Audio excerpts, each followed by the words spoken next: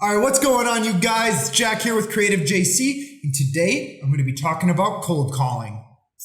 Yep, the dreaded cold calling.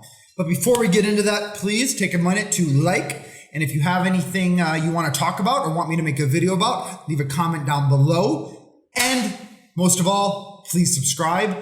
Greatly appreciated, and let's get rolling.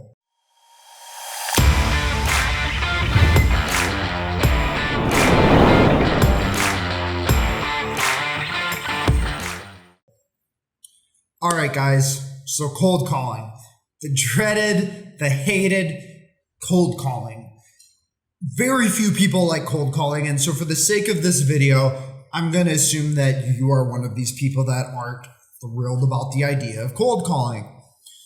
But guys, the approach to take to cold calling, at least when you're talking about web development, is different than if you're cold calling for like car sales, right? And I used to be a car salesman way back in the day. Yep, I was that guy. I was the car salesman.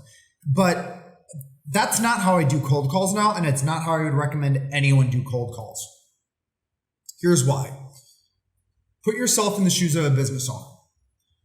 You get this guy calling you, and he says, "Hey, my name's Jack with Creative JC. I think I could help you with a website. Let me sell you a website, whatever," right? Nope, click, hangs up the phone. What you need to do is you need to show to the business owner that you are there to help them.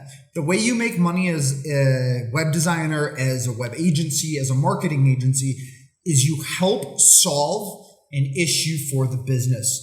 And I would say 80% to 90% of that issue for most of the websites you're going to do is going to be sales and conversion, right?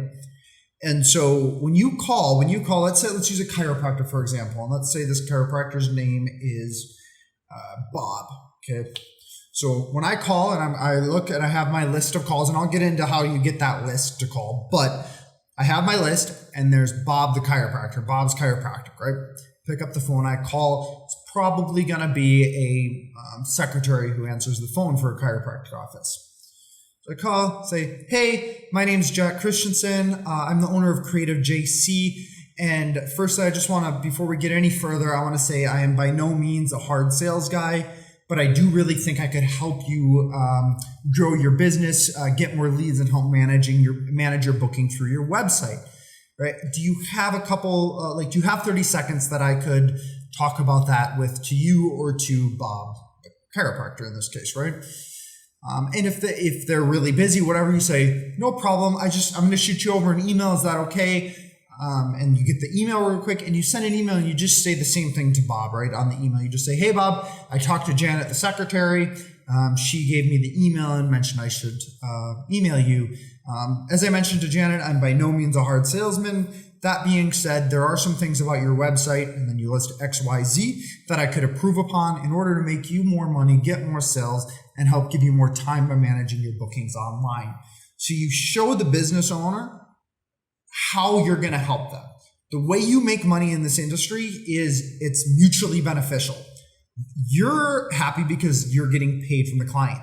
And the client is happy to spend that money because A, you're making them more money, or B, you're helping take their level of time down. So in chiropractors, and I do a lot of chiropractic websites, but you're taking, and you do booking management, things like that. So the whole point of your sales or your cold call, it shouldn't last very long. All it should be to do is to introduce yourself to hopefully the business owner or to a secretary or something, and send an email to that business owner, right? And just get your name out there, right? And you should be managing your sales in some sort of CRM, and you should call back. And so every person that you send an email, the next week you call them back and you said, "Hey, I sent an email to Bob last week. I was just curious if he has a few minutes to talk." So that's one way to do it, and it's the way I recommend. The other thing that sometimes I do, depending on the situation and the feel I get on the call, is I try to set up a time in the future, say, "Hey, I don't need time right now, but is there a time you have, is there some time you can spend 30 minutes on the phone with me later down the road?" I am not trying to close a sale on this, and I don't want them to feel that way. I want them to feel it's a conversation, and I'm showing them how I will be able to help them. That is the key to cold calling in this type of industry, in a service-based industry. You need to show the business owner, you need to show them quickly how you are going to help their business, and how by hiring you, that's like solving a problem that's really great to them, because a business owner has a ton of problems on their plate and they really only care about the top five issues.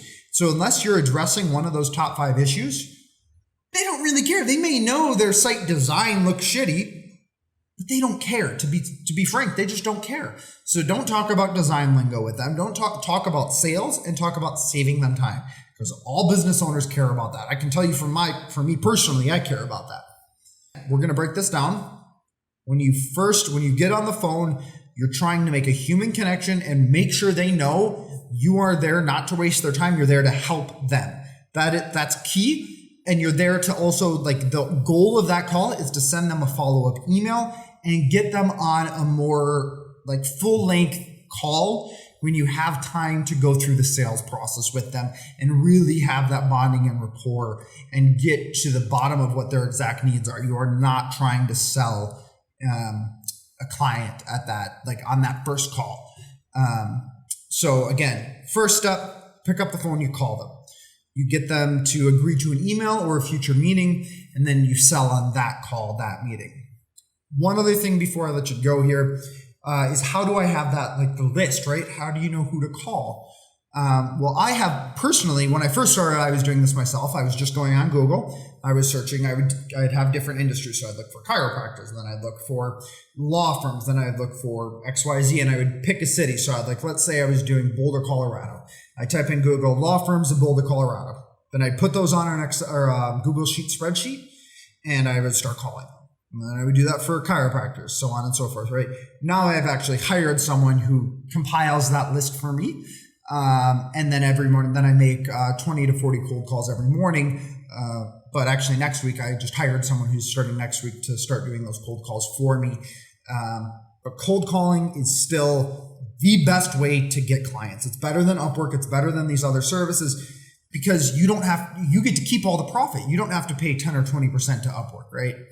So I highly recommend everyone learns how to do cold calling and do it correctly. And if you have any questions, please leave a comment down below. I'll respond, and I might even make another video as a response to that if a lot of people are interested.